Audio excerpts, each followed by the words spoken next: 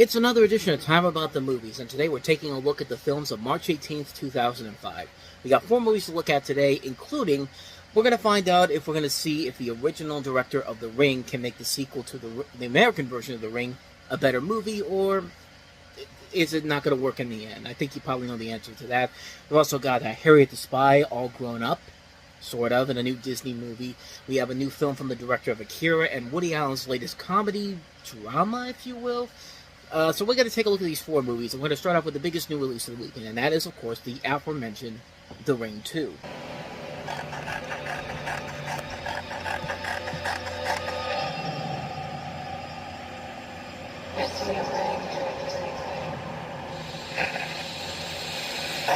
Yeah, The Ring 2 has kind of an interesting history to it. Before they went with the original director of The Ring, Hideo Nakata, they actually had Noah Moreau who directed this movie. Now, that's a name you might not be too familiar with, but he has directed some movies you might be familiar with, most notably Smart People, which featured Ellen Page, Thomas Hayden Church, Sarah Jessica Parker, that came out a couple years after this, and 300, Rise of an Empire, which is a prequel to the original 300, which I have to admit, it's actually a pretty good movie in general, but he left the film due to creative differences, so DreamWorks basically said, why not just bring in the guy who directed the original film, and let's see what happens, and, yeah, needless to say, that did not work out in their favor in the long run, but in the story here of The Ring 2, you got a high school student named Jake who tries to make his girlfriend Emily watch a cursed tape, the cursed tape from the aforementioned first movie, where, of course, if you watch it 7 days later, you end up dying.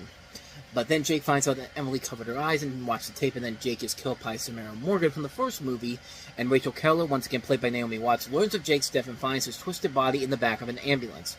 Rachel then realizes she once again has to save her son Aiden from Samara, the evil ghost child, who's now a grown-up in here, and played by Kelly Stables, who's, if you watch 2.5 Men, you know exactly who she is. She was Melissa on 2.5 Men. She's also done a lot of voice work in the past. She's done work for video games. I mean, she's been all over the place. And but yeah, she's the grown-up version of Samara, I guess you could say here. But you know, it's weird. Like, because they have the original director Hideo Nakata here, you think you're gonna get something that could be better. You know, could be better than the original film because you have the guy who made the original film as popular as it was, but not the case here. I mean, it's mostly because this is a film that I guess he kind of took over from another director, and it's just a completely different vision from what they had envisioned altogether. And yeah, at times it could be very creative, at times it could be creepy, but it doesn't have that same factor that the first movie did that made it so special. Like, the original American version of The Ring still holds up and still has moments that will still creep the living hell out of you. This, not so much. I mean, when you have a scene where you have all these deer that all of a sudden attack Naomi Watts, and it looks incredibly fake with the CGI, it's just like, you know, you've already lost the thrill factor here. Like, it's already out of the woodwork here, and it's just like, it just feels like a film that was just all over the place, and made specifically because the first movie was such a big hit. They really had no intentions on actually making a good movie here, and just said, fuck it, just give us something that looks like the original film. Excuse me. Ugh, good lord. Sorry. Just give us something that's like the original film again, and we'll sell, and we'll probably make a good chunk of money off of it, which they did. I mean, this was a hit film in general, even though it wasn't as big of a success as the first movie was, but $50 million budget still made over $160 million worldwide, so it still made money for them in general, and led to a third installment in the series, which is somehow even worse than this movie. But then again, when you wait 12 years to make it, and you only make it because of name recognition, and have no purpose whatsoever to having everybody to having that story, and just changing your own rules, yeah, it just doesn't work overall, and it's just such a mess of a film, man. Like, the possibilities are there, especially with the director back, but this is a film that is clearly not what they expect, is not what they wanted, and they basically made it just because the first movie was such a success. And yeah, it's just, that trailer is the most memorable thing you'll take from this movie in general. Everything else, complete garbage. But give it this, it's better than Rings. We'll get to that one in about 12 years' time from when we're doing this. But so that is The Ring 2. So let's go ahead and move on to the next movie we have here, and that is Michelle Trachtenberg in Disney's Ice Princess.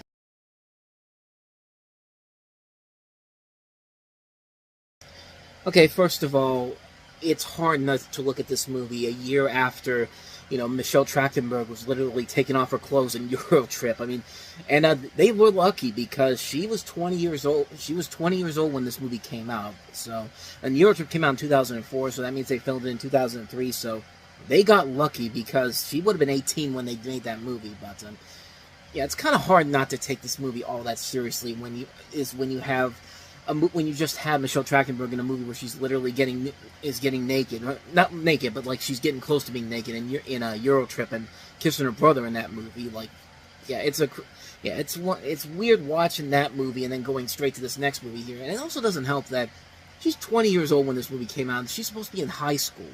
Like, I don't know. Like, it's kind of like Man of the House all over again. But this is slightly better than Man of the House, but not great either. So, as you see from the trailer, you've got a story where Trachtenberg plays Casey Carlisle, a normal teenager who gives up a promising future academic life in order to pursue her newfound dream of becoming a professional figure skater. That trailer pretty much gives you every single spoiler from this movie. There's really nothing new that you haven't seen done before in this movie that hasn't been done in something like The Cutting Edge or other these underdog sports movies in general. And I guess, to the movie's credit, it's fine, I guess.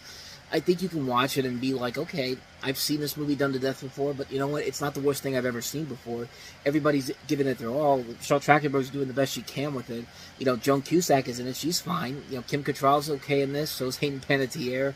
But everything else is just like stuff we've seen done to death so many times before. And it's just like, there's really nothing about the movie that makes it stand out on its own. I guess the one thing I think that works towards the film is that I thought the soundtrack overall was pretty good. I thought the opening song of the movie, Reached by Kaylee Peters, was pretty good. And this was also a soundtrack that also includes some notable songs like Natasha Bedingfield's Unwritten, which is a really good song.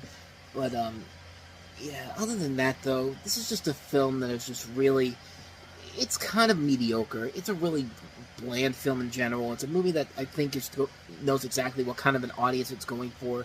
But other than that, though, it's just something we've seen done better in other movies, and it just kind of feels like there's really nothing of value to it whatsoever, except that the performances are good, some of the music is good, but other than that, though, the story is something we've seen done to death before so many times. And like I said, if you saw her in Euro Trip the year before, and you see her being regressed down to being a kid again, sort of a kid, basically a kid again, but you realize that she's 20 years old when this is made, it does really take you out of the film in general. So, I don't know, me personally, I never got into it, honestly. I just thought it was kind of a bland, mediocre film, but certainly not the worst. I've seen much worse compared to this, but I digress. Let's actually get to some good movies for once. Let's take a look at the new film from the director of Akira, and that is Steam Boy.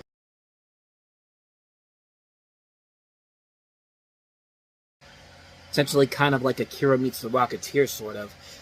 This is a story about a young inventor named Ray who's living in the UK in the middle of the 19th century, and shortly before its first World Expo, a marvelous invention called the steam ball, behind which a menacing power is hidden, arrives at his door from his grandfather Royd in the U.S. Meanwhile, the nefarious O'Hara Foundation has sent men to acquire the steam ball so that they can use its power towards their own illicit ends. And this is the first film this guy has directed since Akira, and Akira is a masterpiece movie in general, and that movie came out in 1988. Depending on where you watched it from. It could be at 1987, 1988, 1989. This is almost 20 years after that movie, and this is his first film since then, so big shoes to fill with this movie. And yeah, the animation looks great, the characters are pretty fun as well, the voice work is very well done. Even the dubbed actors like Anna Paquin, Patrick Stewart, Alfred Molina, Rob Atkin Downs from Gotham, a good cast overall in here, but the story, it's something we've seen done before. But like I said, it's basically Akira meets The Rocketeer, except not quite as good. I mean, like I said, I think what carries the film overall is the animation. The animation overall is really good. The action sequences can look very impressive. The visual aspects look very impressive. You could tell this was made by the same people that made Akira. But at the same time, though, Akira is still a tough movie to not just surpass, but even try to come close to. And this movie had too many big shoes to fill, I think, really to carry the load in general. And I think because of that, it kind of suffers from it in the long run here. I've only seen the English version of it. I haven't seen the original Japanese version. So who knows? Maybe it might actually be a different version than that. But who knows? But as far as the version I saw, the English language version, I mean, it's fine. I'm saying it like it's a bad movie. It's not a bad movie. It's just a passably good movie. It's not a great film by any means. It certainly pales in comparison to what this guy did with Akira 20 years prior. So, I mean, my quick thinking on that one. But maybe I gotta find the Japanese version out there. I'm sure I could find it somewhere in the U.S. so I could watch it. But yeah, other than that though, just a good movie, not a great one. So let's go ahead and move on to our last movie, and that is Woody Allen's Melinda and Melinda.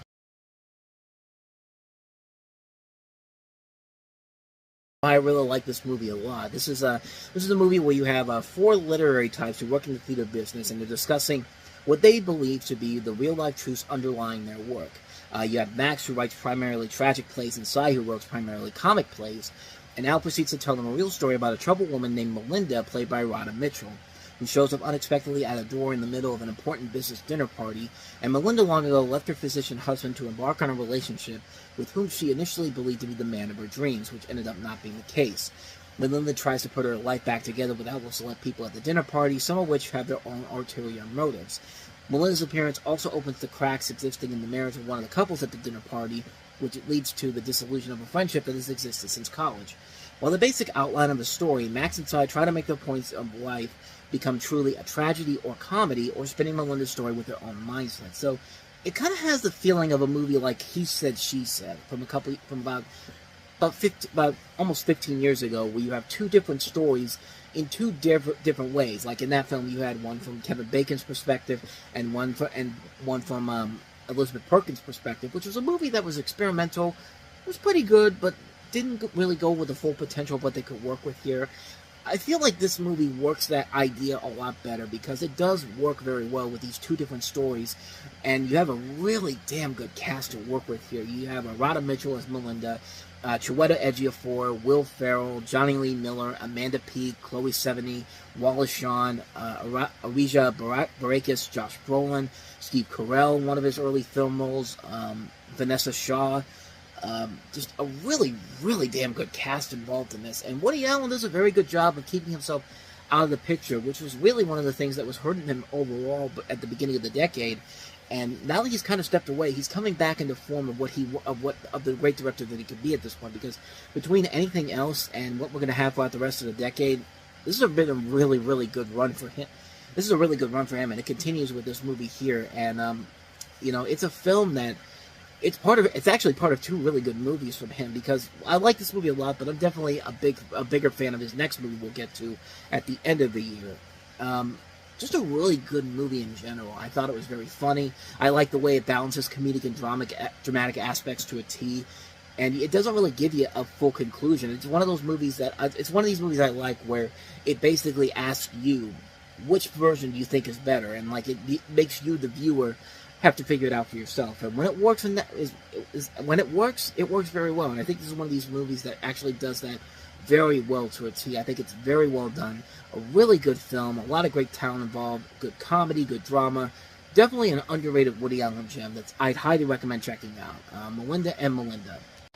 And so with that said, we wrap up another edition of Time About the Movies, and we'll wrap March up next week with we'll head to next time, tomorrow's show, with 4 movies, including a couple notable comedies, Ashton Kutcher and Bernie Mac in the comedic remake of Guess Who's Coming to Dinner, Guess Who.